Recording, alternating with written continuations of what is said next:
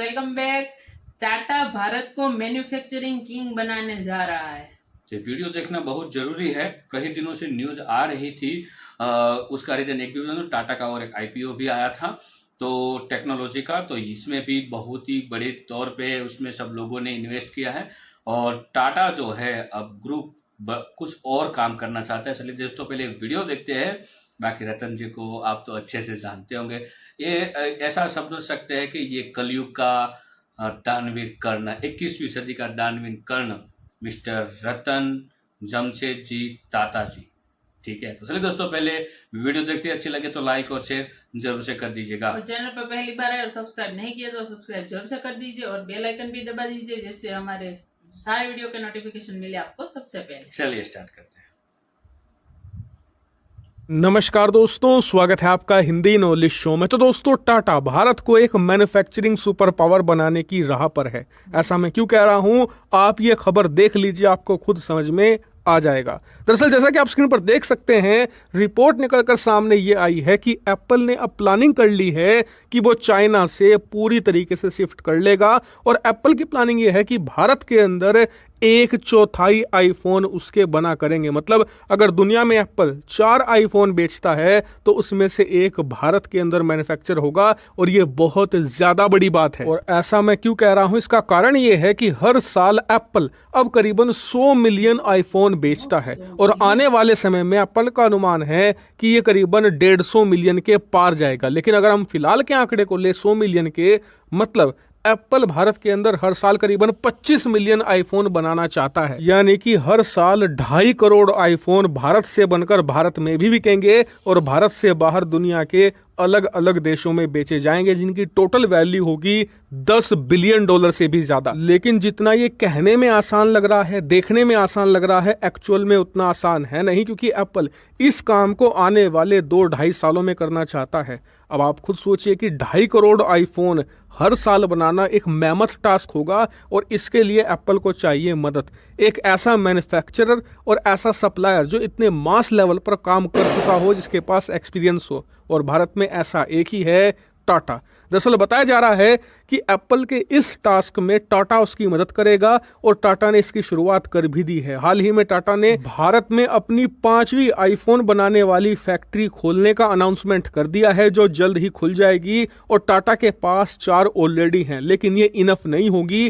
2.5 crore iPhone बनाने के लिए आपको इससे दुगनी आईफोन फैक्ट्री चाहिए होंगी, और इसीलिए आने वाले 2 से लेकर 2.5 सालों में टाटा रैपिड तौर पर अलग अलग प्रदेशों में अलग अलग आईफोन प्लांट खोलने जा रहा है, जिससे कि भारत में हजारों नहीं लाखों लोगों को डायरेक्ट और इनडायरेक्ट तौर पर नौकरियां मिलने जा रही हैं। लेकिन बात सिर्फ यहीं पर खत्म नहीं हो जाती। एप्पल की तरफ से एक और भारत के लिए बम्पर खबर सामने आ रही है। दरअसल खबर यह है कि एप्पल के जो अलग अलग प्रोडक्ट हैं, जैसे कि आईफोन हो गया, इसके अलावा टैबलेट, लैपटॉप या अन्य डिवाइसेस, इन सभी में बैटरी यूज होती है। और ये सारी की सारी जो बैटरी है ज़्यादातर चाइना से ही बनकर आती हैं और फिर भारत में असेंबल की जाती है। लेकिन अब एप्पल ये करने जा रहा है कि जो उसकी ज़्यादातर बैटरियां हुआ करेंगी वो भारत में ही मैन्युफैक्चर होंगी, और फिर भारत से ही उसके जो दुनिया भर में अलग अलग प्लांट हैं वहां पर भेजी जाएगी। यानी कि भारत के अंदर एप्पल के जो अलग अलग प्रोडक्ट होंगे उनकी जो मैन्युफैक्चरिंग है वो जड़ से की जाएगी, क्योंकि अभी तक ज़्यादातर जो इनके सामान हैं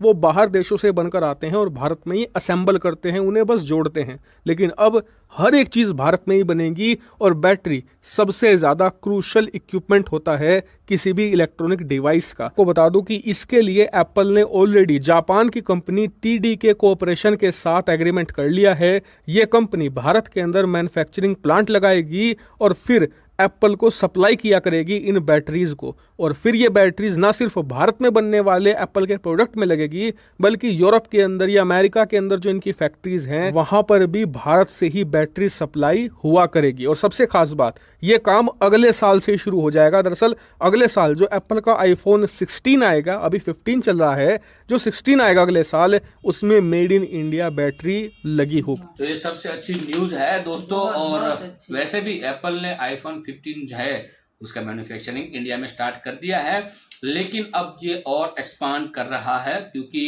एप्पल चाहता है कि चाइना में कुछ भी उसका प्रोडक्शन ना हो। तो 100% वो मेड इन इंडिया करना चाहेंगे।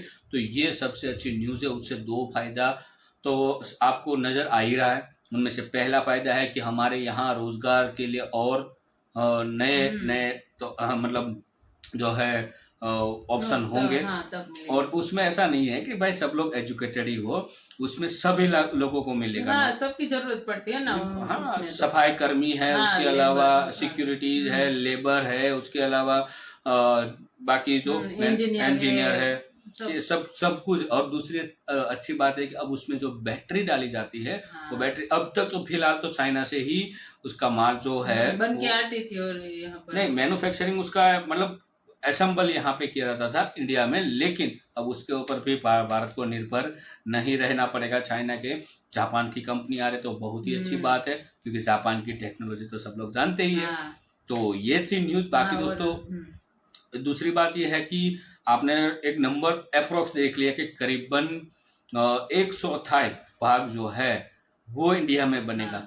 तो उससे समझ सकते हो कि यदि जो एप्पल है वो $25 मिलियन का बिजनेस इंडिया में करता है, मतलब मैन्युफैक्चर करता है, तो उसका सिर्फ टैक्स में ऐसा समझ लो 5 रुपया भी गवर्नमेंट को मिले तो कितना बड़ा रुपया हर साल मिलता है गवर्नमेंट को।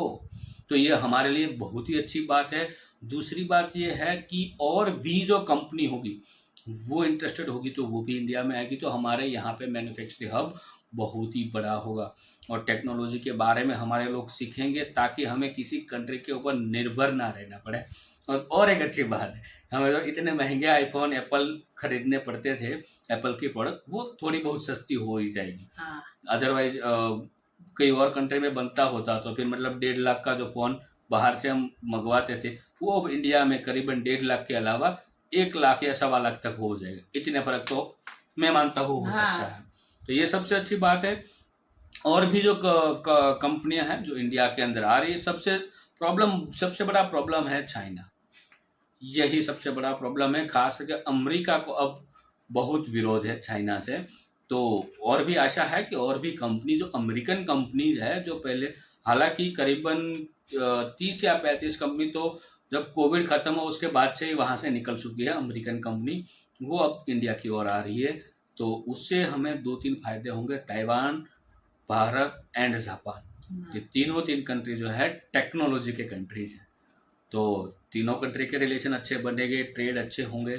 खास करके ताइवान वाली सिस्टम, वहाँ वो जो चिप बनाते हैं ना, जो अब इंडिया में बन रही है माइक्रो चिप, तो अभी इंडिया तो स्टार्टिंग बेस पे है प्रोडक्शन करने में। तो ये अच्छी बात हमारे लिए है। अभी तो हम ताइवान से मंगवाते हैं, तो जब इंडिया में स्टार्ट हो जाएगा तो फिर मैन्युफैक्चरिंग और बढ़ेगी। तो सबसे अच्छी बात है कि अब भारत का रुपया जो है, जो भारत वालों को बहुत लेना है ना आईफोन, एप्पल आया तो लोग लाइन में लग जाते हैं कि भाई एप्पल का ये मॉडल लॉन्च हुआ है, तो अब मतलब एडवांस बुकिंग स्टार्ट हो जाती है। इतने प्यार करते हैं लोग जो एप्पल को। तो अच्छी बात है कि अब जो हमारा पैसा है, जो भारत का पैसा है, वो भारत में ही रहेगा और ज्यादा लोग ले पाएंगे। और उससे क्या होगा, जब हमारे यहाँ ट्रेड बढ़ेगा, सब कुछ बढ़ेगा, तो हमारे यहाँ से जो ट्रेड करने के लिए बीच में जो डॉलर आता है ना, उसको अब हम साइड कर सकते हैं ताकि हमारा रुपया जो है वो और स्ट्रॉन्ग हो। और स्ट्रॉन्ग होगा तो सब कुछ अच्छा होगा। तो यही तो है। हमें जो बाहर बहुत महंगी हम बोल रहे हैं ना हर बार, महंगाई बढ़ गई, ये बढ़ गया, फलाना ढिमकाना, ये हमारे कंट्रोल में आ सकता है। लेकिन ये नहीं होगा तो फिर पैसा रुपया कंट्रोल में रहना मुश्किल हो सकती है। तो दोस्तों, इस वीडियो के बारे में आपकी राय जानना हम जरूर चाहेंगे, कमेंट में लिखकर जरूर बता दीजिएगा। फिलहाल हम आपसे विदाई चाहते हैं, मिलते हैं और एक नए वीडियो में आपके साथ। टिल देन, जय हिंद, जय भारत।